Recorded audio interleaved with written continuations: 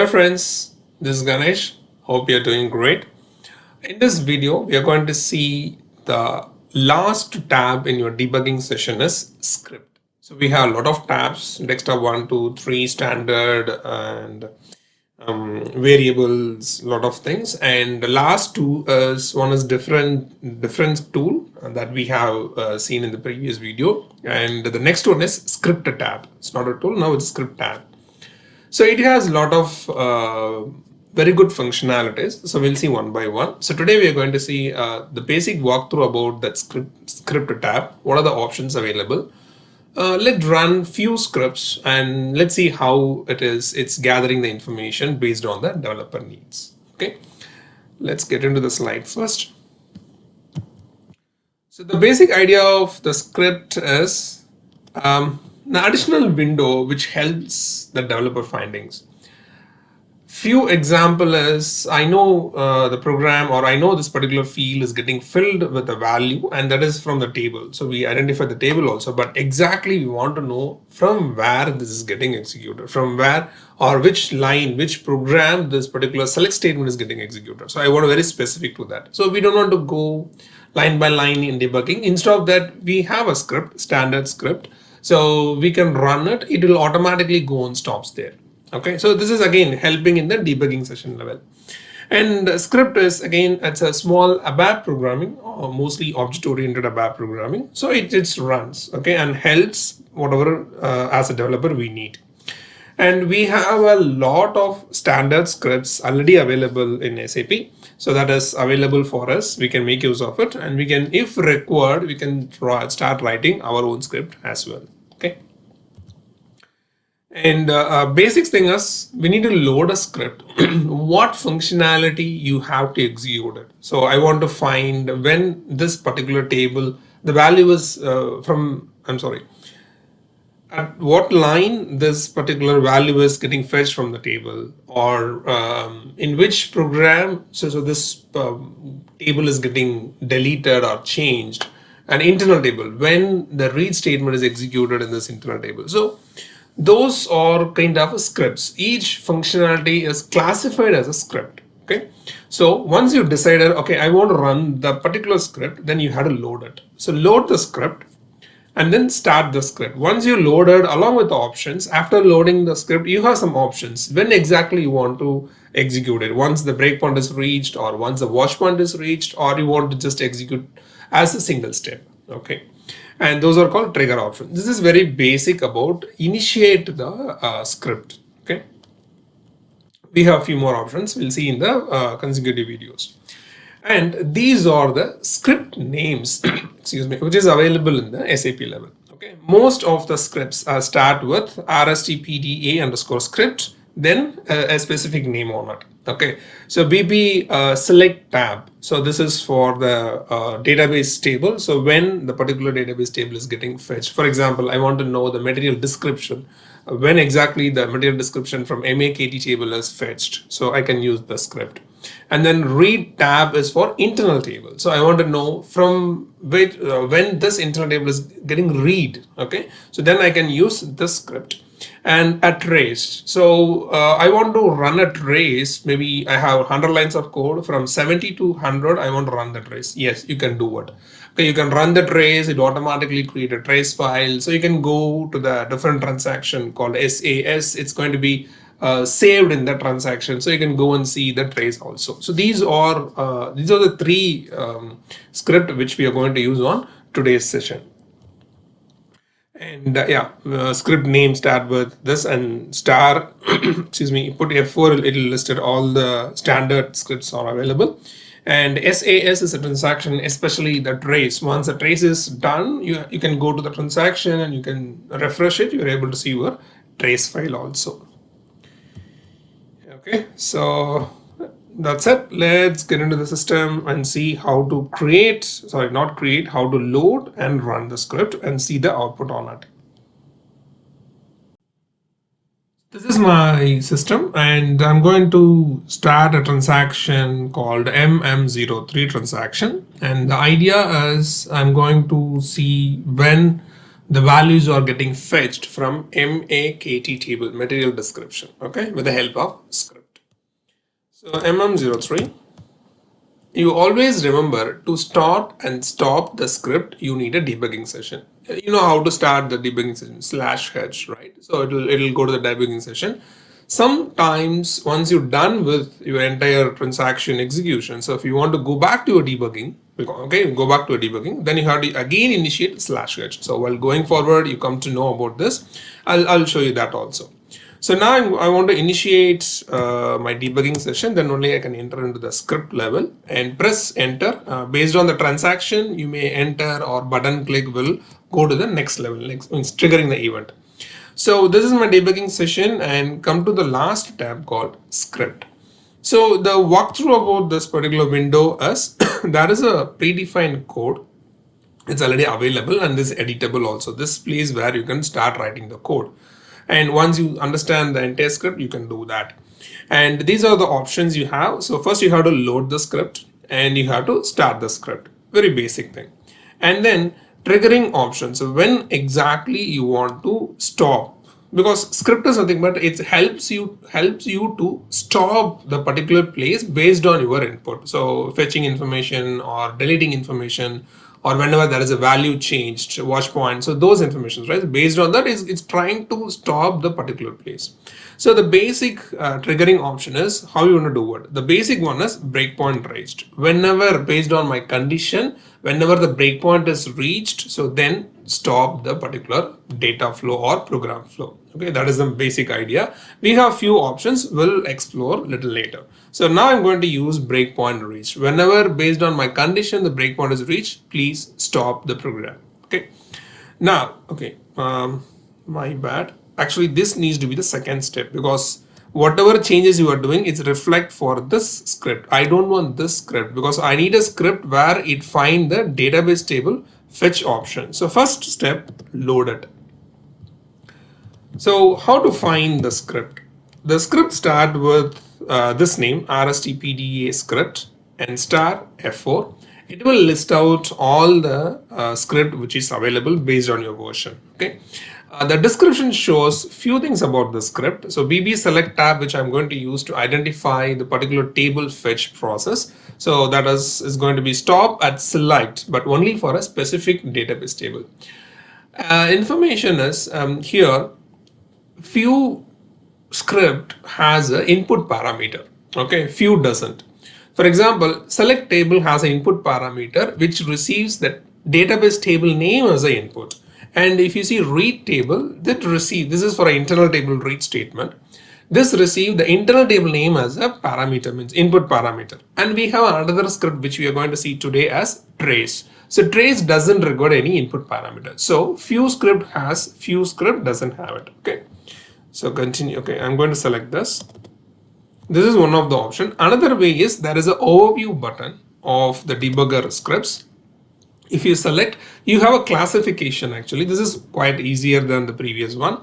And about trace and generic breakpoints, and we have a lot of list. And today we are going to see few from this generic breakpoint. The first one, the same thing which I selected on the previous screen, same thing I'm going to do it here also. And here you are able to get little more details through the description of the script.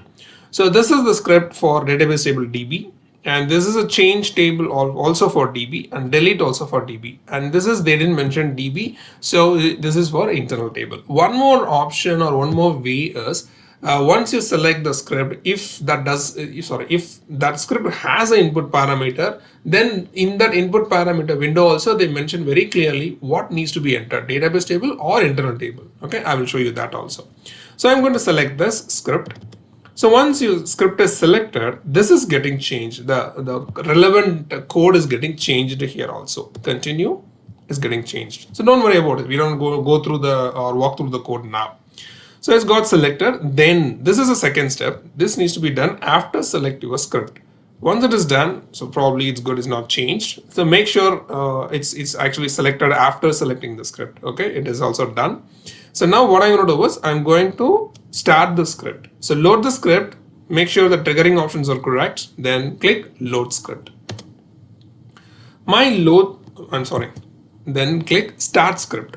So start script depends on your script. You may get this window. Some script yes, some script is not required any input parameter. So here it may mention very clearly, please enter the database table name. So this is a select option. So if you want, you can enter more than one value also. First go with the MAKT, then we can add MAKT as well. Okay, then continue, means execute, further execution.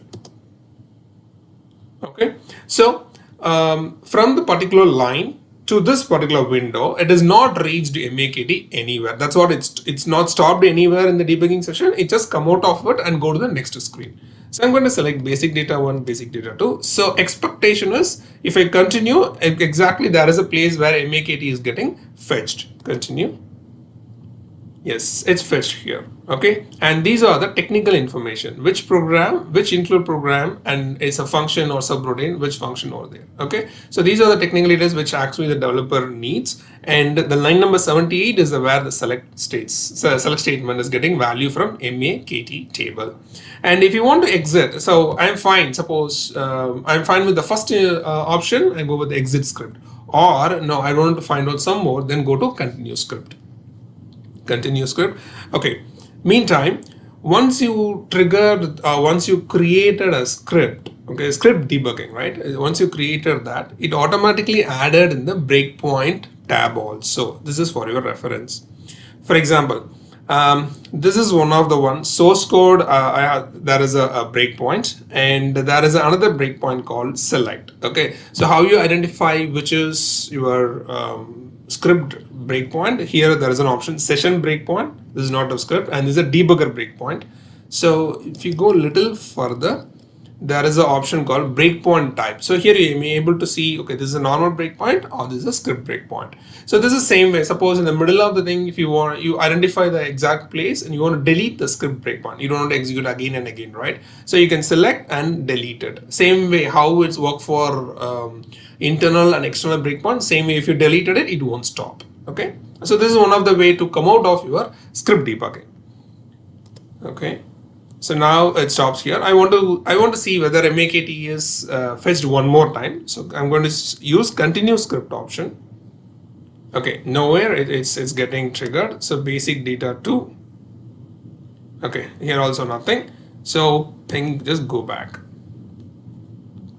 So now you can see it won't go back to a debugging session, right? Because we don't have any external breakpoint set. This is one because we set only the select script option. It's not a trace. So for a trace, again, I have to go to the debugging session. I have to stop the script. Then only the trace file is getting generated. But the option which I selected is I don't want to see any trace. I want to know where exactly it fetched. So MAKT is the one. So I don't want to go back to the debugging session again. So now I'm going to add few more tables. Debugging switched on. Script, load script is already there, so I'm going to continue. And triggering option, yeah, breakpoint reached. And you have an option here, you can see. Okay, if you select, it will actually take you to that place where breakpoint statement at. So I want to set a breakpoint to my message class. I want to set the above statement or a function module. Those are also possible. So additional conditional kind of breakpoint also you're able to make it. So just click create. It will take to this window. It's very familiar window for you. I want to add a statement or a method or a function, or especially with a subroutine. Yes, wherever you want, you can have it. So if these also satisfied, then only it goes and stops the particular place. Okay, so we'll see a little more about this quite later. So now I'm going to have multiple input values for my script. Okay, added it. Now start the script. Start. Go here. MAKT. Mara. I think this is fine. Continue and continue. Means execute. So here now it stops for Mara as well and continue scripts. Okay. So MAKT and continue scripts. Yeah, so two places where MARA and MAKT tables are getting fetched. So this is one of the simple example how to execute a script to identify the fetching process. Okay.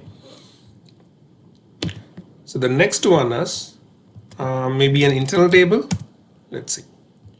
I have one program, so which has a select statement, very simple code, a subroutine, and subroutine has one more select statement. So the internal table is getting filled in both different places, two different tables, EKPO and EKPO2 and everything. So now I'm going to execute this. I have a breakpoints. Anyways, go come and stop. So the debugging session to be triggered either /h or through your breakpoint. It's fine because you have some specific statement from there. I want to run my script. Okay. So again F8. Now go to script, load it, and I'm going to have the read table. Okay. Continue. And what is the option got selected? Breakpoint reached. That's fine. Okay, then start the script. So I have EKPO, EKPO2 also. So I want to identify the values when the read happens, when the read happens for internal table 2, and continue. Okay, so it stops here. So if you see the code, I have a EKPO also, but it won't stop there. It just stopped only EKPO2 based on the input which I have provided it. Okay, so this is another script which helps to identify the read table. So if you mention read table, it stops everywhere. Now you can mention the internal table name. If you know, then it will stop only the particular line. Okay, and I'm good with this. I'm saying exit the script. Okay. Then you can go here, you can see, and you can further execute. Okay, one more script, load it,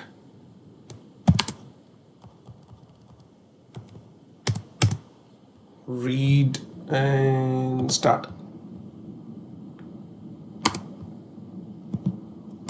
ITEKPO, continue.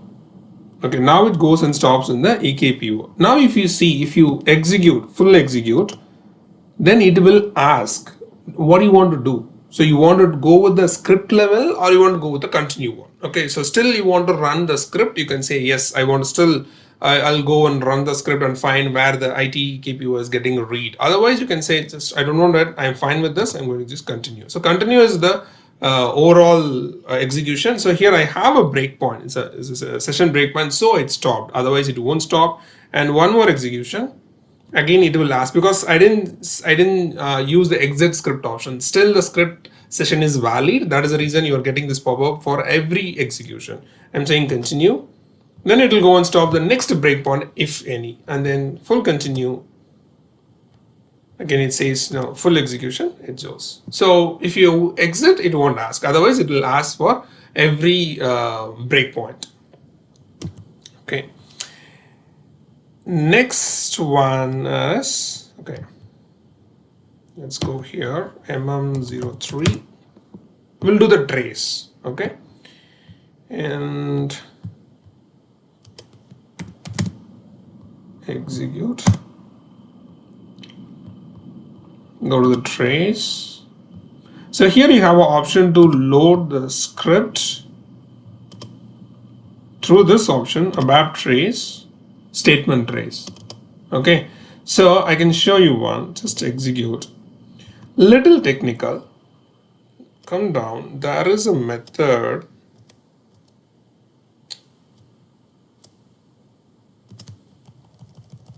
init, script, and everything, right? So initialization and script. So this is the place where we can write our own code, the script code. Okay, so currently we are not familiarizing those things, but we can able to use it. We can able to use the standard code, standard script name, at least the script name. So how to do that? So both works. If you go and select through the load script, or you can use an option called setup wizard. Okay. Okay, okay, let me delete this. Okay, delete the code. So now the method script is empty.